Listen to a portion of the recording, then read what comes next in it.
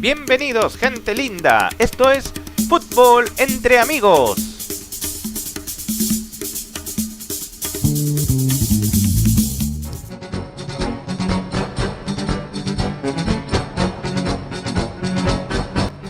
Cuatro grandes títulos en su historia.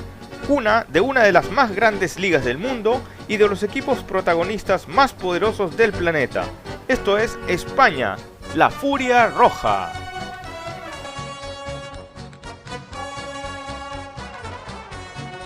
Hola, hola. Un saludo muy afectuoso a todos nuestros seguidores del canal favorito de YouTube, Fútbol entre Amigos. Hoy día les presentaremos el 11 ideal histórico de la selección española. Para esto voy a presentarle a mi equipo que nos va a ayudar a formar el 11 ideal, el histórico de la selección española de siempre. Carlos Quintini, ¿cómo estás? Buenos días, les habla Carlos desde Caracas, Venezuela. Vamos a armar este equipo en la selección española que siempre ha sido casa de muchos jugadores extranjeros que han ido a jugar a España y muchos han sido adoptados por la selección española. Muchos jugadores como históricos como Di Stéfano, Kubala, han jugado incluso con la selección española y muchos de ellos fueron considerados para armar este equipo. Francisco Miranda, ¿cómo estás? Muy bien, muchas gracias. ¿Cómo están todos? Los saludo desde California, en los Estados Unidos, y muy contento de haber podido participar en esto porque ha sido una experiencia enriquecedora ir a través de todos los años de la selección española y ver pues cómo se ha dado ese proceso de maduración que finalmente con pocas cosas que se fueron logrando cada 20 años, digamos, llegan a dar fruto realmente con la generación de este siglo, ¿no? Con el Mundial y con la Euro. Así es. Óscar Valencia, desde Bogotá. ¿Cómo estás, Óscar? Muy bien, José, gracias a Dios. Para mí ha sido una experiencia muy bonita de hablar de la selección española, de los títulos que ganó desde el año 2008 hasta el 2012. Bien, sí, ha tenido una rica tradición en clubes, pero la selección española seguramente no lograba trasladar toda esa tradición futbolística de sus grandes clubes al poder de la selección. Finalmente en el siglo XXI se logra hacer con todos los campeonatos que lograron con su generación de oro, que prácticamente lo estamos viendo ya en una hora de decadencia. Pero sin más preámbulos, quiero comenzar a armar estos equipos ideales de todos los tiempos de la selección española.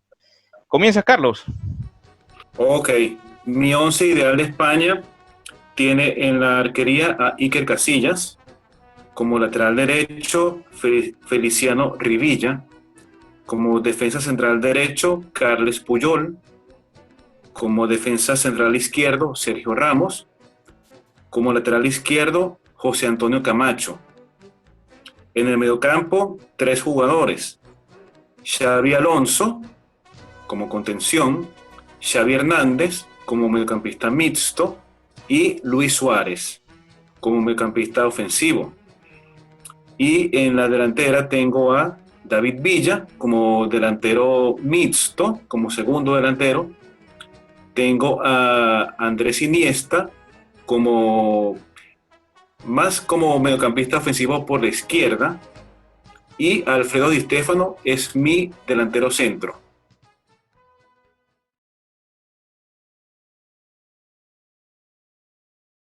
Bien, a ver, Óscar, dime tu 11 ideal, si tuviste alguna dificultad para armarlo. El esquema táctico de la selección española es el 4-4-2, que es el siguiente. En la portería, Iker Casillas. En la defensa, Sergio Ramos, Carles Puyol, Miguel Ángel Nadal y Ferran Olivella. En la zona de volantes, Xavi Hernández, Andrés Iniesta, Josep Guardiola y Luis Enrique Martínez García. Y en la zona de delanteros, David Villa y Emilio Butragueño.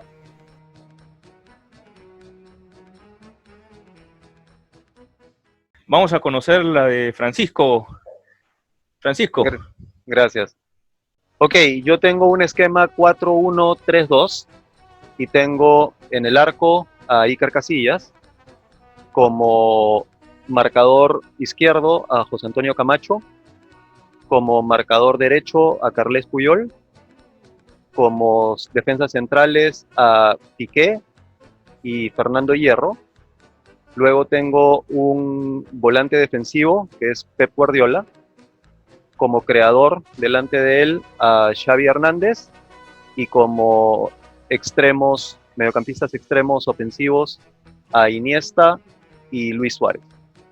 Y finalmente en la zona de ataque, como delanteros, a Raúl y a David Villa.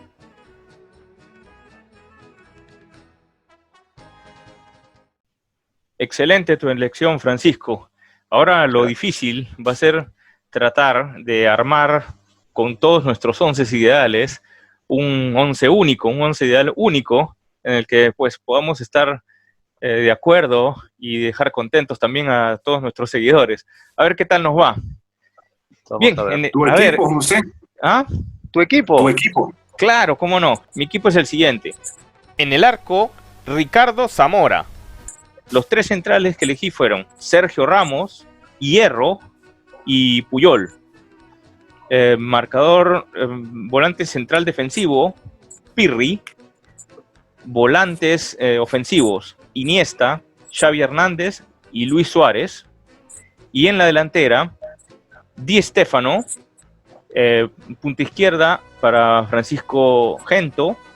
Y como delantero libre, segundo delantero, como quieran llamarle, Ladislao Kubala. He hecho uso de Kubala, un oriundo, para completar mi equipo, considero importante.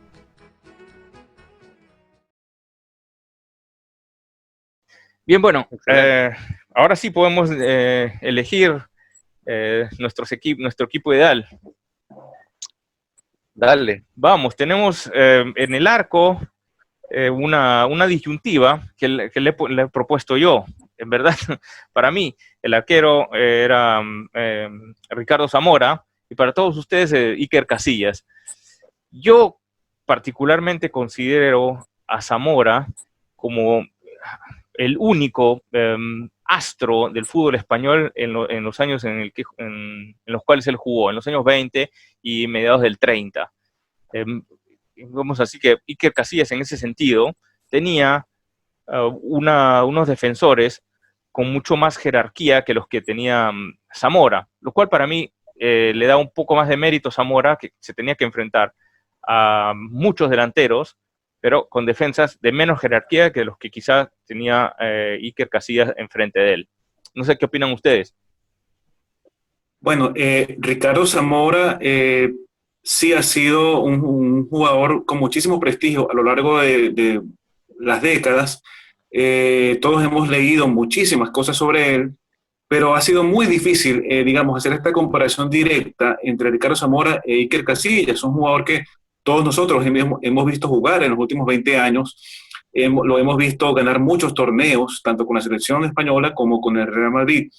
Entonces, en mi caso particular, por más prestigio y, digamos, leyenda que exista alrededor de Ricardo Zamora, y no lo estoy desmeritando en absoluto, yo no tendría muchos argumentos para ponerlo por encima de Iker Casillas. Por ese motivo, yo coloco a Iker Casillas, que de verdad nadie puede negar que ha sido un extraordinario arquero en los últimos 20 años específicamente.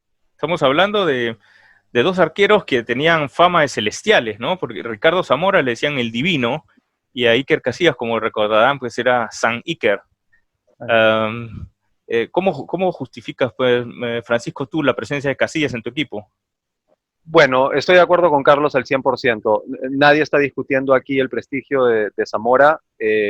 Zamora es un arquero leyenda, como bien ha dicho él, es un mito del fútbol español. Pero para mí, en definitiva, también súper difícil compararlos para mí el punto que hace que elija a Casillas básicamente es que Casillas logra el Mundial para la selección con el equipo con el que estuvo, ¿no? Ese es el determinante, el factor determinante para mí. Ojo que un mundial pesa, pero es, aparte de ser digamos, un logro en equipo, en escuadra, que no es particularmente de Iker Casillas el mundial. En la época de Zamora no existían los mundiales. Entonces, no hay como paragonar a Zamora en ese sentido con Iker Casillas. Yo simplemente menciono que en esa época Zamora era astro absoluto de la selección española, mientras que Iker Casillas compartía el estrellato con otros grandes nombres del mundial casualmente que tú acabas de mencionar. Oscar, ¿tú qué opinas? Me quedo con Iker Casillas. Sí, dime, ¿qué le has visto a Iker Casillas más que Zamora? Bueno, de Iker Casillas, yo pienso que es un arquero también experto en atajar penales. O sea, él comenzó debutando con la selección de España en el 2002, ganó su primer título con la selección de España fue en el Mundial Sub-20 del año 1999 en el Mundial de Nigeria. Ajá. Pero el mejor partido que tuvo Iker Casillas fue en la Eurocopa del 2008, donde le atajó varias oportunidades de gol a la selección de Italia, y en los penales fue fue la figura y decisivo de los cobros penales. O sea, él también un atajador. es un atajador, un experto atajador de penales, y sin duda yo me quedo con Iker Casillas, pero lo de Zamora para mí pienso que es un mito del fútbol español, como decía Francisco, y bueno, yo me quedo con Iker Casillas. Sí, muy cortito para complementar lo que está diciendo Oscar, perdón. Definitivamente no solamente es que hizo parte del equipo y que estuvo ahí, sino que yo en realidad sí lo veo como un factor determinante. O sea, no por nada tiene el apodo de Sanícar. O sea, cuando Exacto. tuvo que estar ahí, estuvo ahí, y eso hizo que España logre muchas de las cosas que logró en su época. Sí, definitivamente. No, yo no le resto ningún mérito a ninguno de los dos. Yo creo que para mí, en verdad, Zamora y Casillas ha sido una elección bastante difícil, porque los considero muy parejos. Yo los considero, digamos, al mismo nivel. Simplemente que tenía que elegir uno y elegía a Zamora, porque pues en exclusividad era el astro español en esa época. Y me parece súper importante que lo hayas hecho. Yo creo que de todas maneras iba a salir su nombre porque tenía que salir en este tipo de análisis, pero me parece importante que al menos uno de los cuatro lo haya puesto en el equipo. Bueno, también podríamos haber considerado otros nombres, ¿no? Definitivamente. A Andoni Zubizarreta, por ejemplo. Por supuesto. Sí. Yo creo que si hay un nombre de un arquero extra que deberíamos mencionar es el de Zubizarreta, sobre todo. También otros arqueros dignos de consideración: José Ángel Irríbar, el vasco de los años 60 y 70, Luis Miguel Arconada también, ya en los años 80. Todos marcaron décadas en la selección española, siempre fueron pues titulares indiscutibles. Andoni Ramallets. A Santiago Cañizares. El Dragón Cañizares. Sí, un gran arquero que estuvo, digamos, bajo la sombra de Zubizarreta en algunas temporadas, ¿no? Sí, en la selección estuvo bajo la sombra de Zubizarreta, nunca llegó a consolidarse, digo, como titular indiscutible de la selección española, el Dragón. Pero bien, pasamos a la defensa, porque acá también tenemos otro motivo de discusión que va a ser interesante. Yo elegí una defensa de 3 por lo que mencioné, y ustedes tienen una defensa de 4 con laterales. Digamos, ¿por qué creen que deberíamos dejar de lado nombres tan importantes en la ofensiva para darles paso a los carrileros o a los laterales? ¿Qué piensas, Carlos? Bueno, en mi opinión personal, es muy importante tácticamente tener a laterales, ya sea en una línea de 4 o, por ejemplo, en un esquema con 3 centrales. Es muy importante que además de los 3 centrales hayan 2 carrileros. Y eso es un detalle que yo veo un poco que falta en tu equipo, José. Tú usas una defensa de tres centrales y lo justificaste muy bien, pero en tu equipo faltan dos jugadores que jueguen por las bandas y que cumplan esa función que, en mi opinión, es muy importante. Sí, de hecho creo que en el esquema que yo planteé, las bandas quedan un poco flojas en la marca. Y ese sería pues un hándicap de mi equipo y de mi esquema. Francisco, ¿tú qué piensas? No, totalmente de acuerdo. Si una línea de tres en la defensa necesita un soporte importante por parte del medio campo. Si tienes dos carrileros que están subiendo y bajando y que pueden cumplir esa función, totalmente de acuerdo, pero en un esquema que es bastante ofensivo en el medio campo, tienes que jugar con cuatro. Bien, está bien. Ahora, ¿quiénes van a ser los que jueguen en esta saga de cuatro? Pues bien, línea de tres queda desafiliada del equipo y vamos a formar una línea de cuatro con el lateral derecho. ¿Quiénes consideran que debería ser el lateral derecho? Creo que dos han mencionado a Ramos, ¿no es cierto? Sí, ha sido el que mejor está considerado entre nosotros, pero ¿por qué debería ser Ramos y por qué no los otros? Bueno, Ramos comenzó su carrera como lateral derecho y lo hacía bastante bien. No digamos que era una superestrella, pero cumplía. Marcaba bien, era seguro en la marca, se proyectaba bastante bien y era veloz y ya demostraba un poco sobre todo, buen apoyo y tenía una buena habilidad. Era veloz. Y Ramos en estos torneos importantes, ¿no? En la Euro del 2012, en el Mundial del 2010, Ramos jugó en esa posición y bueno, y lo hizo bastante bien, ¿no?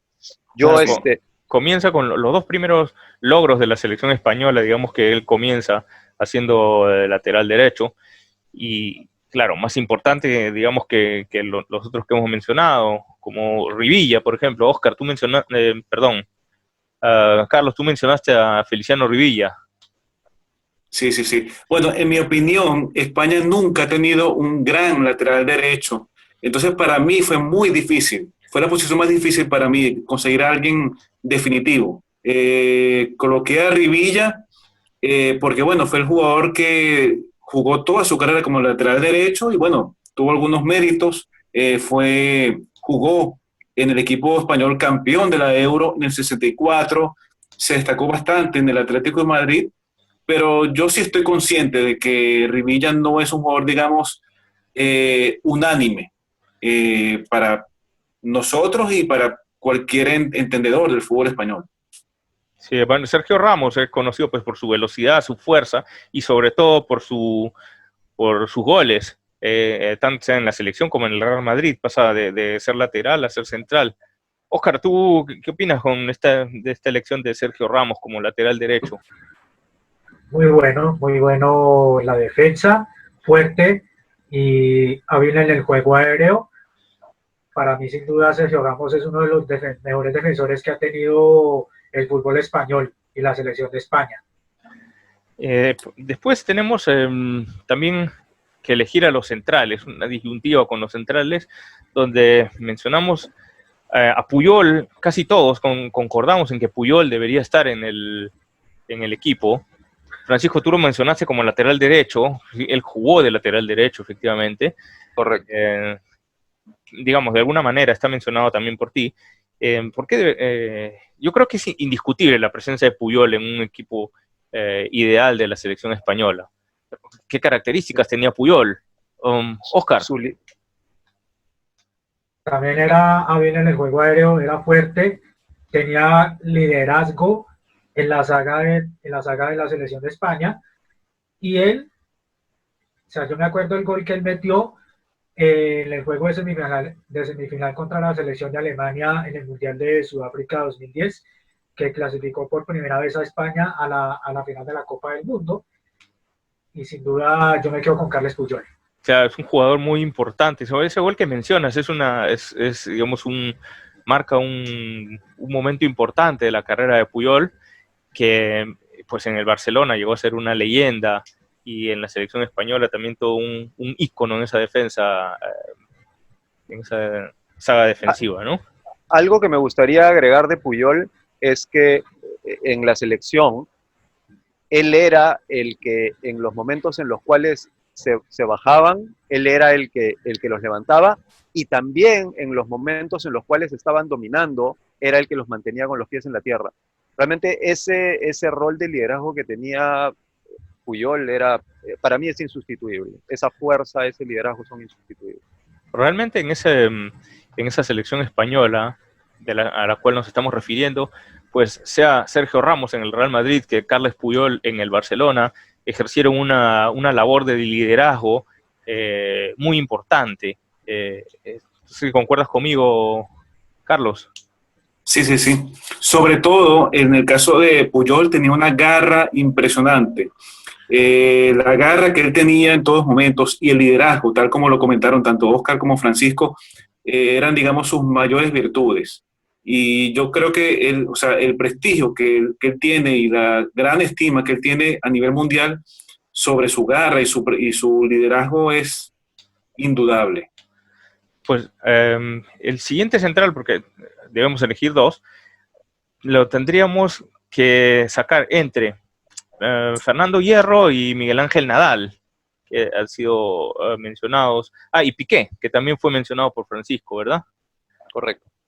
Ok, yo diría, yo opino que para mí Fernando Hierro debería ser inamovible esa saga central. No solo por el liderazgo que él también tenía, porque antes de Sergio Ramos fue Fernando Hierro el líder de la selección española y del Real Madrid de esas épocas. Fernando Hierro tenía aparte de ser muy buen defensa, muy buen juego aéreo, tenía la virtud de llegar al gol. De hecho, es el defensa con mayor promedio de gol de la saga española. Por encima. 105 goles en 497 partidos. Exactamente.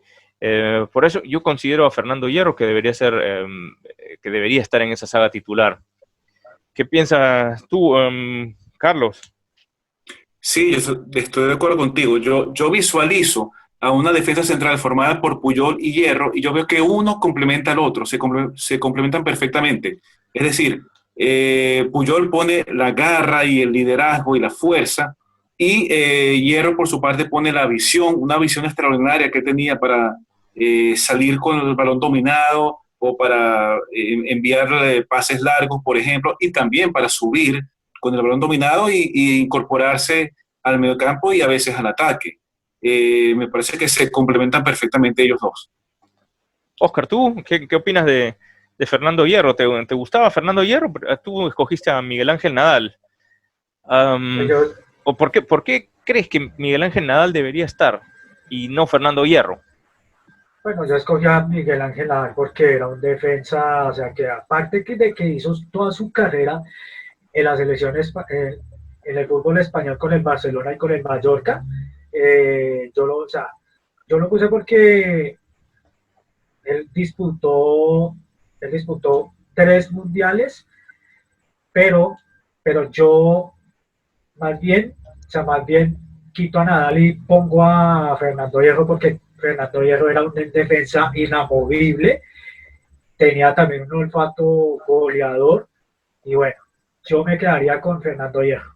Ah, ok, te hemos convencido entonces de Fernando Hierro. Bueno, en este punto no generamos más discusión, con Fernando Hierro podría quedar, pero queda la presencia de Piqué. Yo creo que es una buena alternativa a Piqué, Francisco, pero dime, ¿por qué debería estar Piqué y no Hierro? Bueno, Piqué es un jugador que yo reconozco mucho. Ha sido pieza fundamental en el Barcelona por todo el tiempo que ha estado como defensa central. Fue pieza fundamental en el equipo de la selección española en estos torneos que hemos mencionado.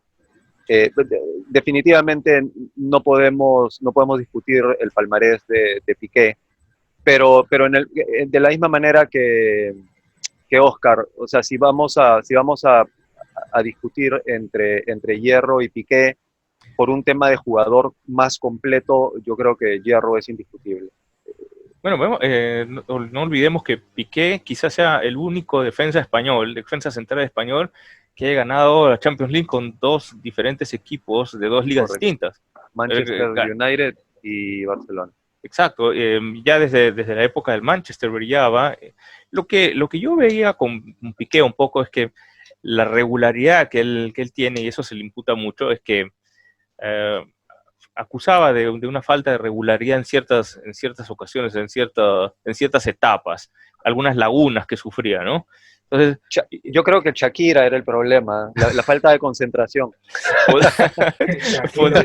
podría ser, sí, que el matrimonio, los hijos, en fin.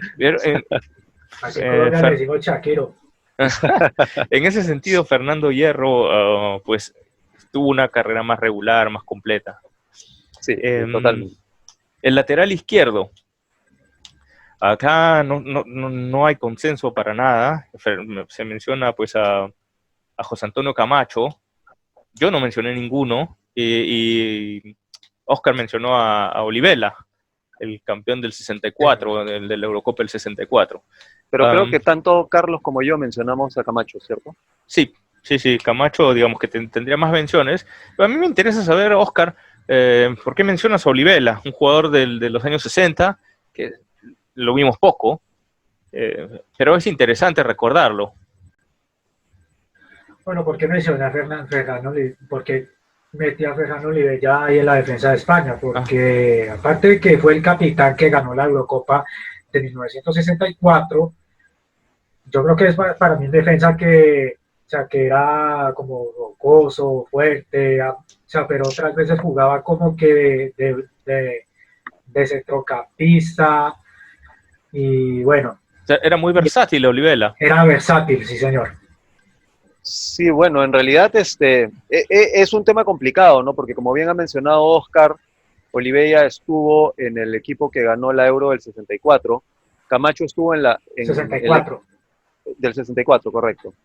Camacho estuvo en la Euro del 84, en donde España queda segundo, no gana, pero a nivel de clubes, la carrera de Camacho ha sido una cosa tremenda, ¿no? Muchísimo más completa, 600, más amplia, ¿no? 600 partidos en 16 años con el Real Madrid, jugó con España 81 veces, 9 ligas, 5 Copas del Rey, 2 Supercopas de España, 2 UEFA Cups. O sea, es una decisión complicada. Yo me quedo con Camacho, pero bueno, lo dejo a la discusión de... Sí, yo creo que Camacho va a ser la elección, pero Carlos, quiero ver qué opinas tú, porque ser capitán de la Euro no es, de la ganadora de la Euro del 64 no es poca cosa. Estamos enfrentando un campeón contra un subcampeón de la Euro, ¿no?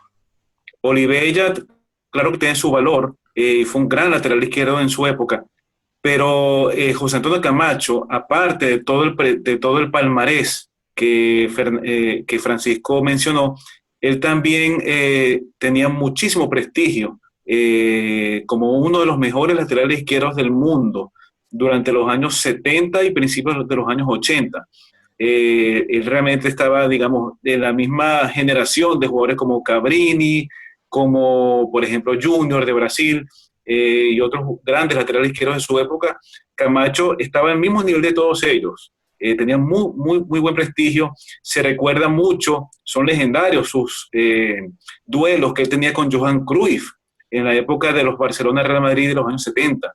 Es decir, Camacho realmente fue un lateral izquierdo muy completo, muy fuerte, con mucho liderazgo y muy buena proyección.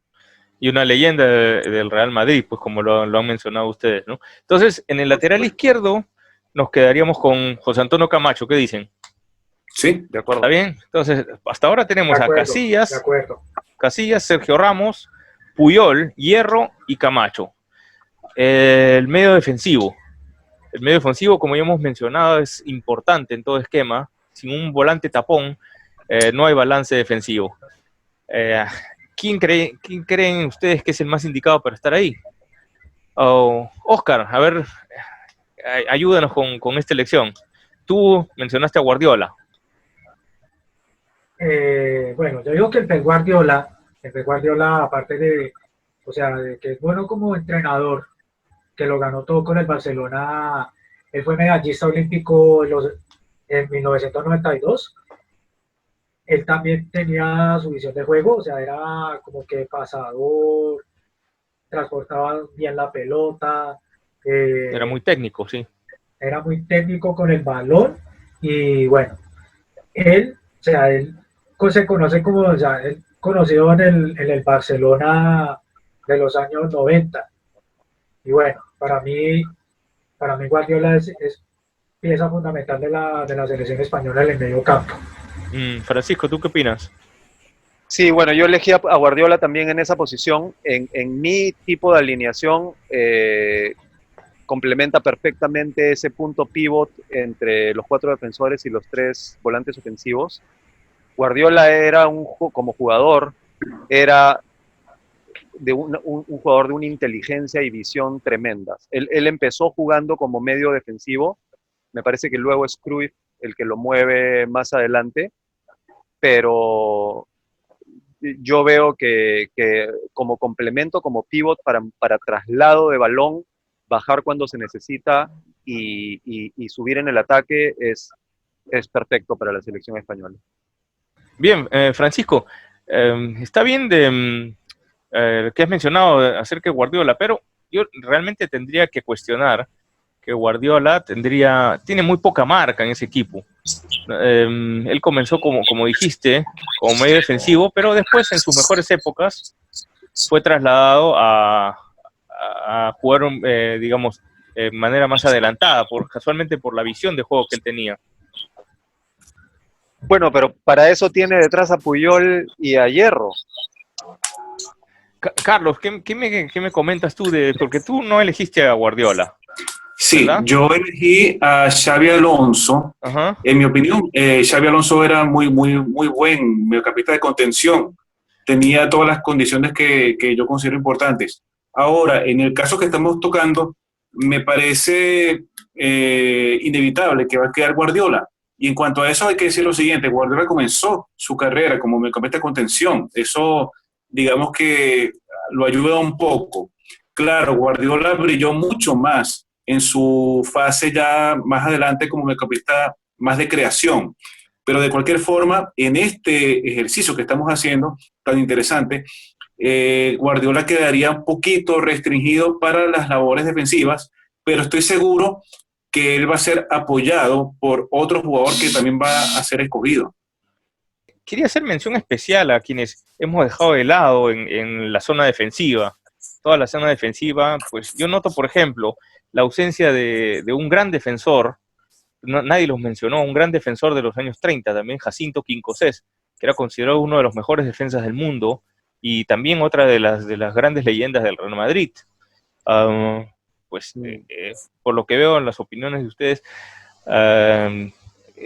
tenemos a otros jugadores más importantes, ¿no? Digamos, Sí, está Jacinto Quincoces. ¿Quién otro valdría la pena haber mencionado que no en la zona defensiva?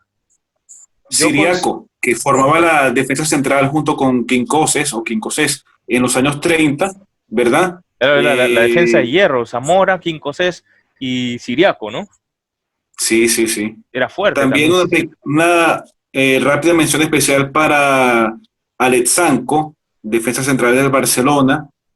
Eh, y bueno, también sí, yo Siriaco. Manolo Sanchís, yo Francisco. lo tenía a Sanchís también entre mis opciones. Al final terminé eligiendo a Hierro y Piqué sobre él.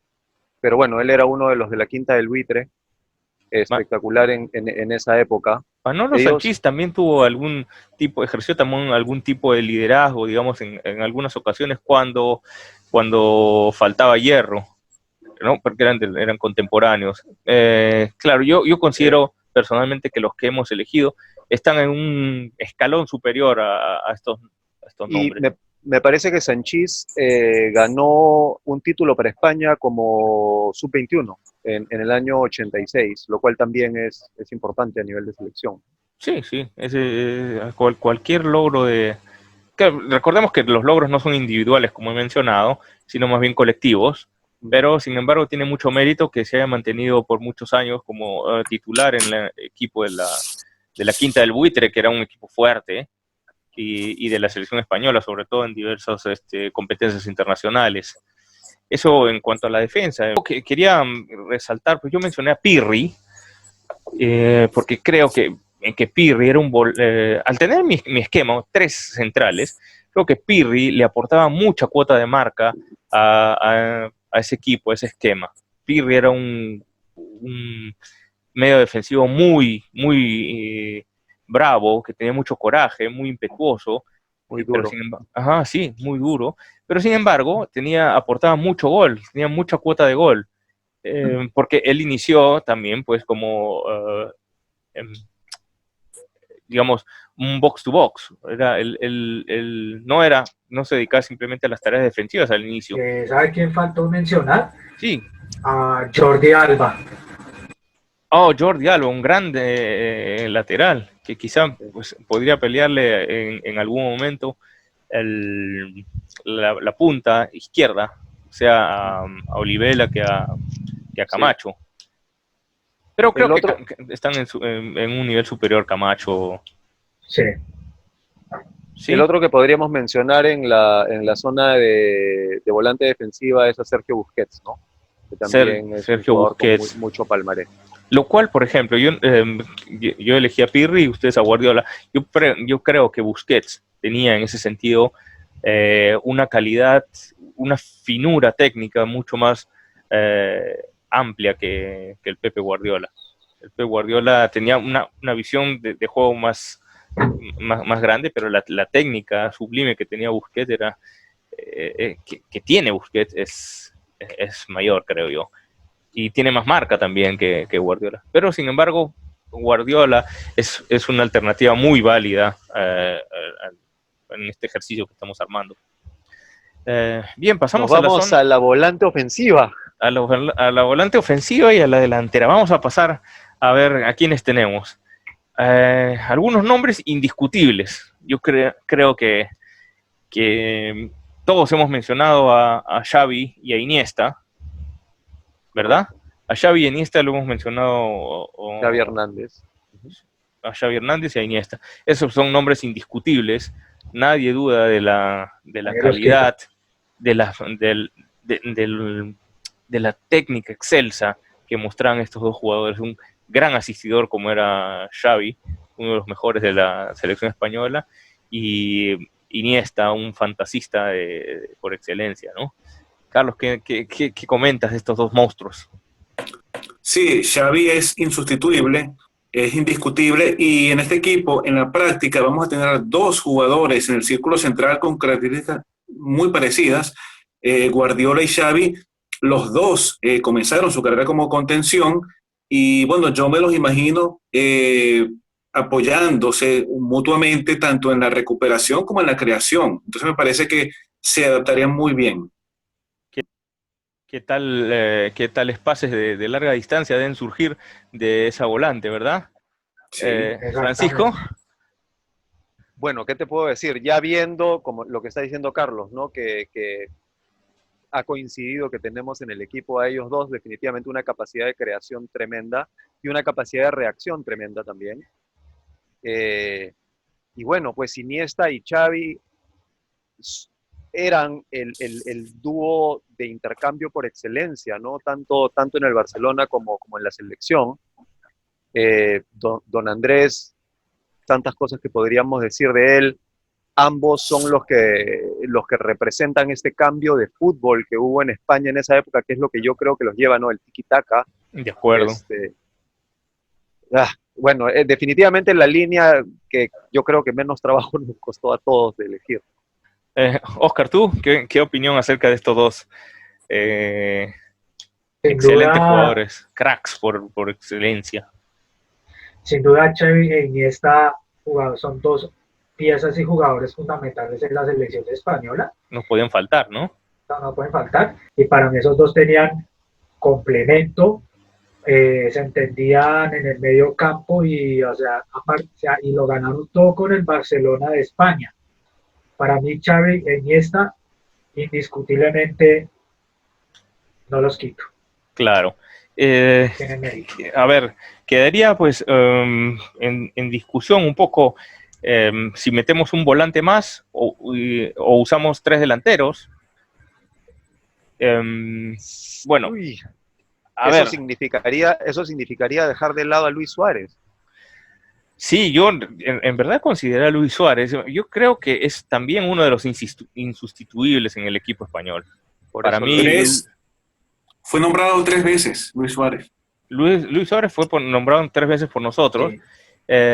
Creo que es uno de los insustituibles, como dije, porque eh, marca un hito en el fútbol español, marca digamos, es el primer Balón de Oro y el único Balón de Oro español de la historia. Gana no solamente títulos en España, sino que va afuera al calcio italiano y gana títulos ahí, ganó también todo con el Inter. En fin, era un jugador de unas características muy parecidas a don Andrés Iniesta, pero con unos años de anterioridad, ¿no? Él era el que lo llamaban el arquitecto, ¿correcto? Es el arquitecto, así es. ¿Qué Sí, opinión te merece Luis Suárez, Carlos? Luis Suárez no puede faltar en este equipo. Fue el único español nacido en España, Balón de Oro, y fue una pieza importante en dos grandes equipos, el Barcelona de finales de los años 50, que tenía con jugadores como Kubala, Coxis, etcétera, y también en el Gran Inter de los años 60, el Gran Inter que fue 2 veces campeón europeo, etcétera, etcétera. Luis Suárez fue una pieza importantísima en ambos equipos y bueno, un extraordinario jugador. No puede faltar en este equipo titular. Oscar, tú preferiste poner a un volante como Luis Enrique, que era más versátil, más, digamos, tenía tareas, eh, podía apoyar en la defensa, podía apoyar en la creación, podía convertirse en ciertas ocasiones delantero. Digamos, eso fue muy fuerte como para situarlo encima de Luis Suárez, a Luis Enrique. Sí, yo puse o sea, decidí poner a Luis Enrique porque, o sea, jugaba, o sea, arrancó como delantero, pero después, pero después fue pasando por la zona de volantes y, o sea, él vistió las camisetas del Real Madrid y del Barcelona. O sea, Luis Enrique tiene un palmarés, o sea, que fue campeón olímpico en Barcelona. O sea, yo pienso que Luis Enrique es un jugador más versátil, más técnico, pero o sea, pero Bueno, creo yo que creo que más técnico en realidad era Luis Suárez. Luis Suárez. Luis Suárez era más técnico, sí, pero como tú dices, en verdad, pues Luis Enrique era bastante versátil, podía ayudar, sea que en defensa, sea en la volante o en la delantera en muchas ocasiones, lo cual lo convierte en una alternativa válida dentro de un esquema.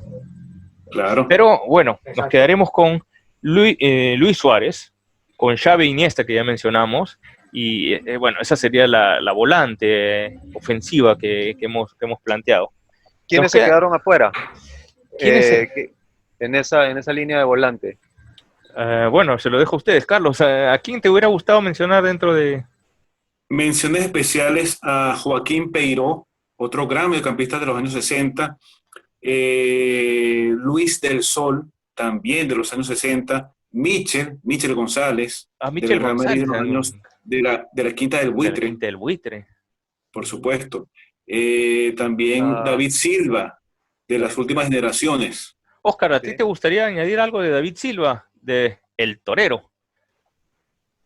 Que él jugó ciento y pico, o sea, jugó ciento y pico de partidos con la selección de España. Tiene una gran trayectoria en la selección, en número de presencias, Tiene una ¿verdad? gran trayectoria en la selección española y él también estuvo en la nómina que ganó el Mundial y la Eurocopa del año 2012.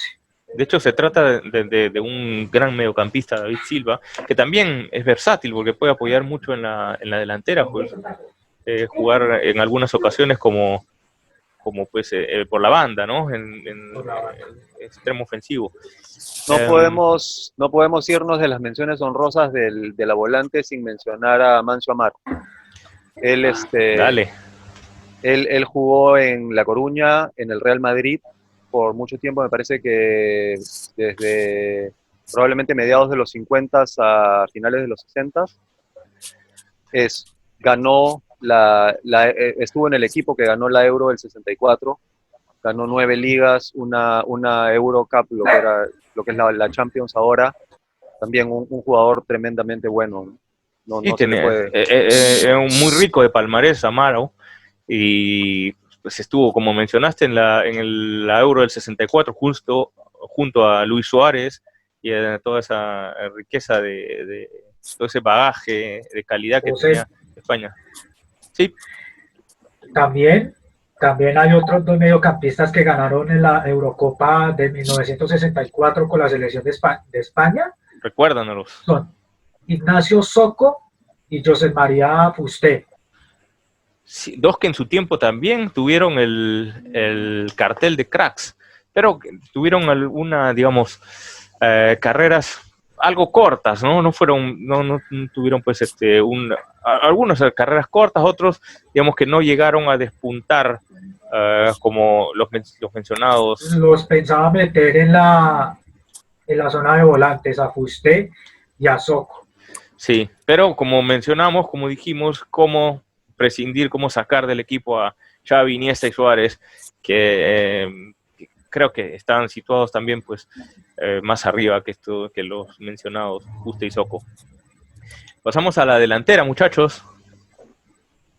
Así Ok, es. en la delantera mencionamos a Villa, Butragueño, Di Stéfano, Gento, Kubala, Raúl, un abanico de posibilidades muy grandes, todos muy buenos, todos de grandes características, pero coincidimos en algunos, por ejemplo, Di Stéfano.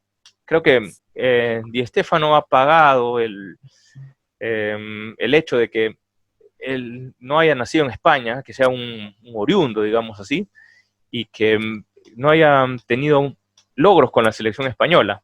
Y es por lo cual es considerado un poco en el limbo de las estrellas, y algunos españoles no lo consideran español, y algunos argentinos no lo consideran argentino. Sin embargo, se trata de un gran jugador que no puede faltar en una selección nacional y habiendo jugado más partidos con la selección española, pues yo considero a Di Stéfano uno de los más grandes de todos los tiempos y que debería estar en esta selección. ¿Qué opinas tú, Francisco? Bueno, definitivamente Di Stéfano es uno de los nombres que consideré y yo lo dejé de lado solamente por esa razón, porque en realidad, a pesar de que tuvo una carrera impresionante a nivel de clubes en España, realmente lo que hizo con la selección española no fue mucho, ¿no? Lo mismo aplica para mí en el caso de Kubala, ¿no? Esa fue la razón por la cual los dejé de lado. Sí, claro, los logros con la selección fueron pocos en esa época en general, ¿no? No es que solamente ellos eran los culpables. Es más, para Di Stéfano lo que hizo con el Real Madrid en su época de español fue tremendamente grande. El único pecado es que pues, no jugó un mundial.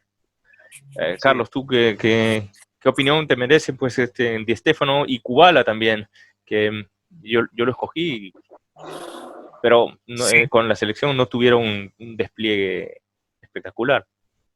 Ambos jugadores, a pesar de que nacieron fuera de España, fueron adoptados totalmente por el fútbol español, tanto a nivel de clubes como en la selección. Bueno, no tuvieron mucha suerte en la selección española, pero ambos tuvieron un impacto grandísimo en el fútbol español y en sus clubes específicamente.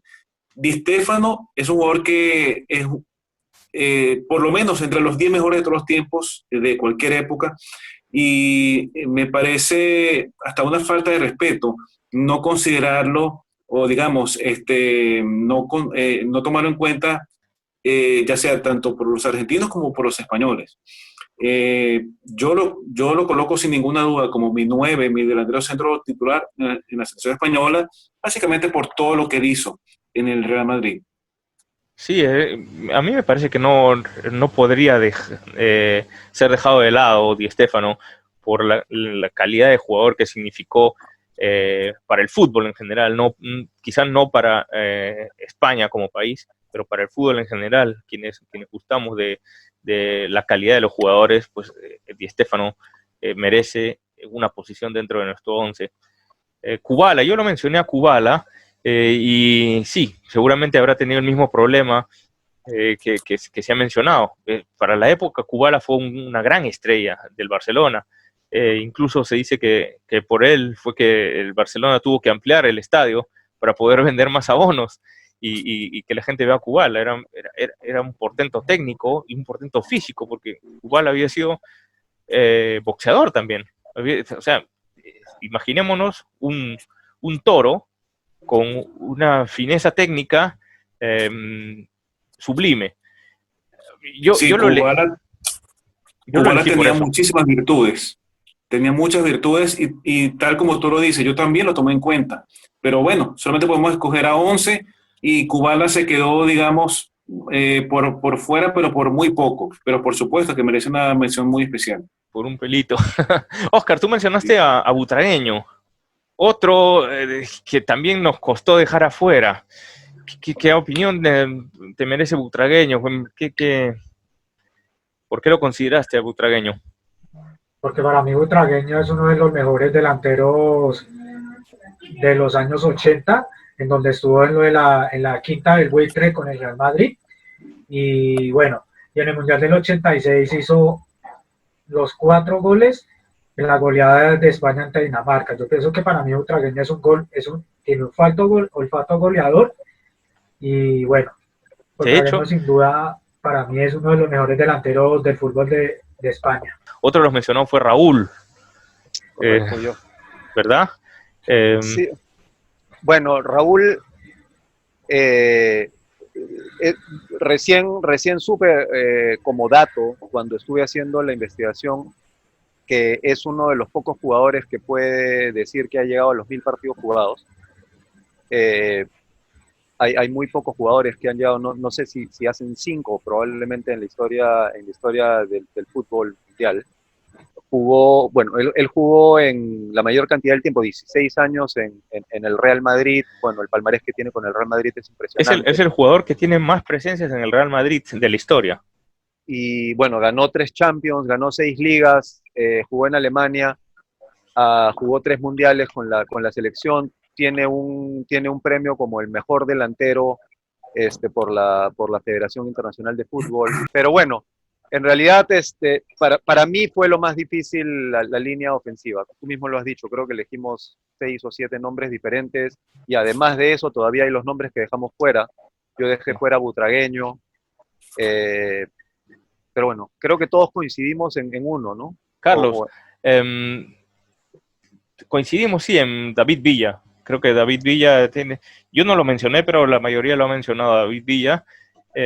Tú tuviste a David Villa con Telmo Zarra, me parece, alguna disyuntiva ahí. Bueno, para mí fue muy difícil, casi doloroso, no poner a Zarra en mi equipo titular. Zarra fue un gran, extraordinario delantero centro vasco, y también consideré a Isidro Lángara. Otro Por gran nombrar goleador. algo muy rápido de Isidro Lángara, él es el único jugador en la historia del fútbol mundial que anotó más de 100 goles en 3 ligas diferentes. Eso ningún otro jugador lo ha hecho. Y eso habla mucho de la categoría que tendría este jugador Lángara. Pero muy difícilmente, pero lo dejé afuera porque yo coloqué a David Villa. David Villa como titular. Él fue importantísimo y fundamental en los triunfos españoles. Aparte de eso, bueno, fue un excelente delantero, súper efectivo a lo largo de muchos años. Fue un jugador que no tuvo altibajo en su carrera, no tuvo, digamos, puntos bajos, momentos malos en su carrera. Fue siempre muy regular, y, en fin, yo lo considero, y era muy versátil. Puede jugar de 9, puede jugar de segundo delantero, se movía por todo el frente del ataque. Por la Lo banda. considero muy completo. Ahora, sí, difícil pues la elección, creo que entre Zarra, Raúl y David Villa era un poco que giraba nuestra elección del número 9. Raúl, 3 veces mejor delantero UEFA, Zarra, el español con más goles en la Liga Española, David Villa es el goleador de la selección de la Furia Roja, en fin. Creo que También fue considerado Gento, Francisco Gento también, un extraordinario puntero izquierdo. exactamente, yo lo puse en mi alineación. A mí me parecía Gento una pieza importante en este equipo, pues recordemos que Gento en su época fue el hombre assist de Puskás y Di Stéfano. Teniendo Di Stéfano en el equipo, fue uno de los mejores de la época, definitivamente, de su época, y un jugador que podía correr, dicen, los 100 metros en 11 segundos. Era un jugador velocísimo, muy veloz y muy preciso en sus asistencias. Entonces yo consideré a Paco Gento, pero bueno, tenemos que escoger 11, como dices tú, y al final nos quedamos pues con Di Stéfano y el guaje, David Villa. Bien, entonces nuestra elección queda como sigue. En el arco, Iker Casillas, capitán de los campeones mundiales del 2010, 2 veces campeón europeo y pluricampeón con el Real Madrid. San Iker se convirtió en el dueño del arco español por más de una década gracias a sus grandes reflejos y agilidad felina.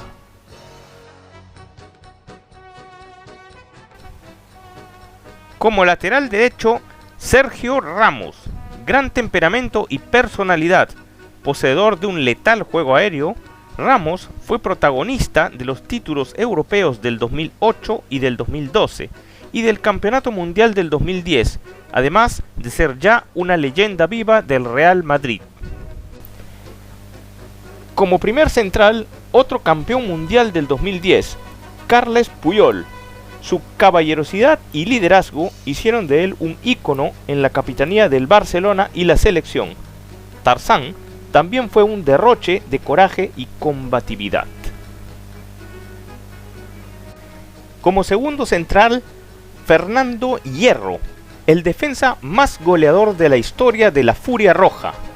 Parte del equipo ideal de la Copa del Mundo del 2002, Hierro hizo siempre honor a su apellido, transformando las sagas del Real Madrid y la selección en murallas inquebrantables de este noble material.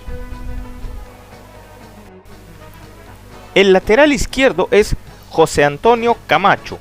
Su incansable espíritu y su vistosa técnica consagraron a Camacho como uno de los más grandes laterales de la época.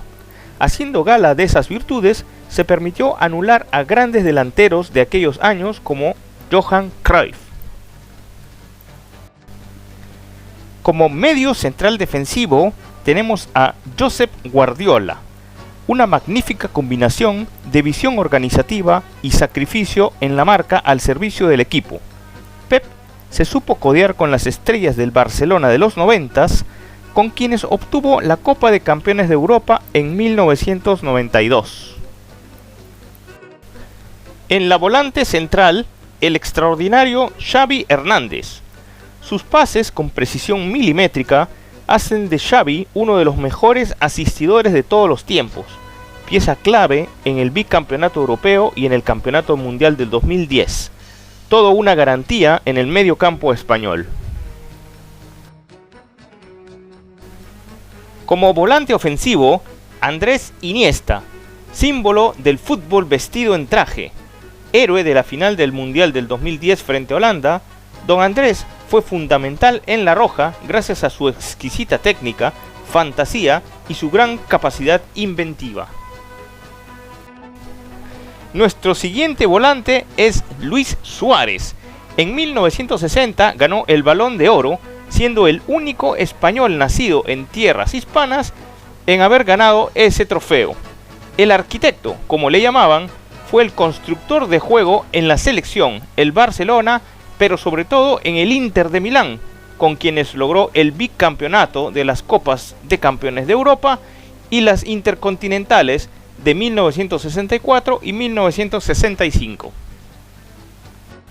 En la delantera, como segundo punta, Alfredo Di Stéfano, la saeta rubia, considerado el jugador más extraordinario en el fútbol hasta la aparición de Pelé y Maradona, admirado por argentinos y españoles, pero sobre todo idolatrado por los aficionados del Real Madrid, equipo con el que obtuvo 5 Copas de Europa de modo consecutivo.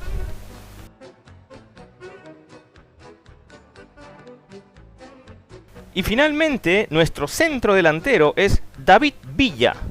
Su oportunismo y hambre de gol convirtieron al Guaje en el máximo goleador de la historia de la selección española. Campeón mundial en el 2010 y campeón europeo en el 2008, Villa es un infaltable ciertamente en esta lista.